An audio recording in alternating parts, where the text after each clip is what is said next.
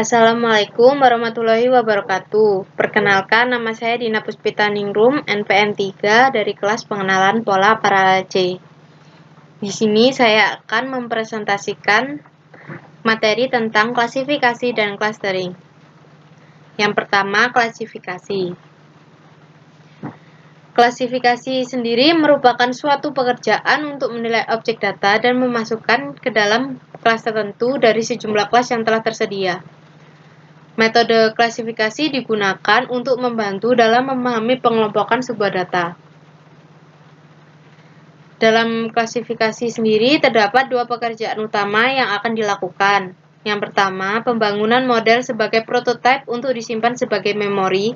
Yang kedua, penggunaan model tersebut untuk melakukan pengenalan atau klasifikasi atau prediksi pada suatu objek data agar diketahui di kelas mana objek tersebut berada. Tujuan klasifikasi. Dari proses klasifikasi memiliki tujuan, yaitu membagi setiap dataset ke dalam beberapa kelompok. Dari tujuan tersebut dapat dikatakan bahwa proses klasifikasi dapat memberitahu mesin mengenai cara pembagian setiap kelompok. Teknik klasifikasi. Teknik klasifikasi sendiri ada 6. Yang pertama, logistic regression. Yang kedua, decision tree classification. Yang ketiga, key nearest neighbors atau KNN. Yang keempat, naive Bayes. Yang kelima, random forest classification. Dan yang terakhir, support vector machine atau SVM. Yang kedua ada clustering.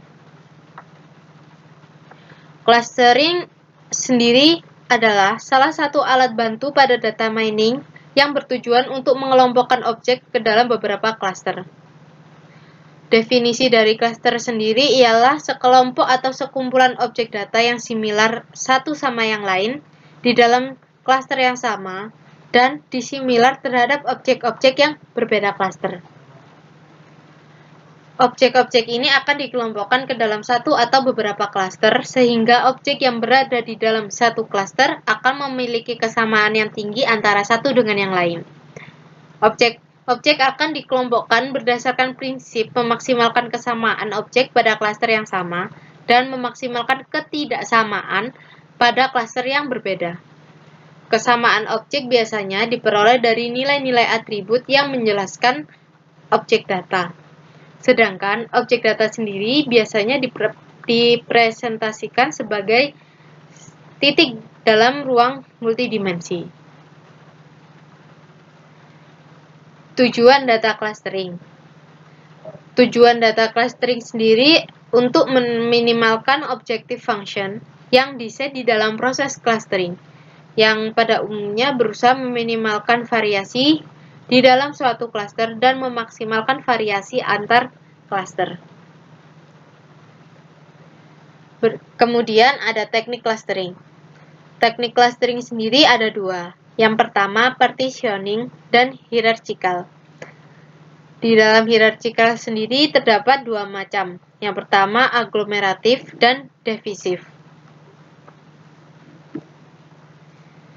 Partitioning clustering.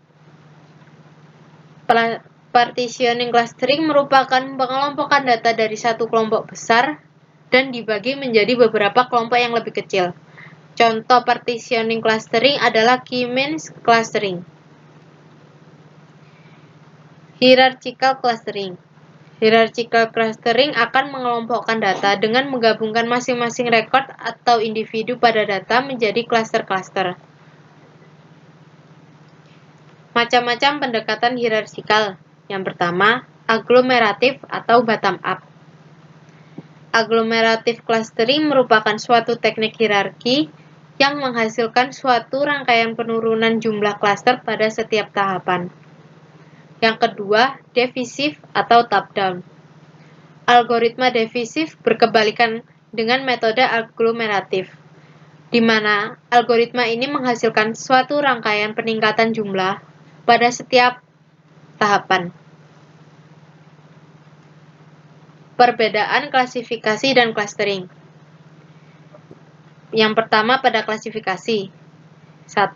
Bertujuan untuk memetakan satu titik data ke dalam satu kelas yang telah ditentukan sebelumnya. Yang kedua, dilakukan secara supervised. Contoh dari algoritma untuk klasifikasi sendiri adalah logistic regression. Berikutnya, pada clustering. Yang pertama, bertujuan untuk mengelompokkan titik-titik data yang berdekatan dan memisahkan dengan kelompok yang lain yang berjauhan di dalam satu ruang. Yang kedua, dilakukan secara unsupervised. Contoh dari algoritma clustering adalah K-means. Sekian presentasi dari saya. Wassalamualaikum warahmatullahi wabarakatuh.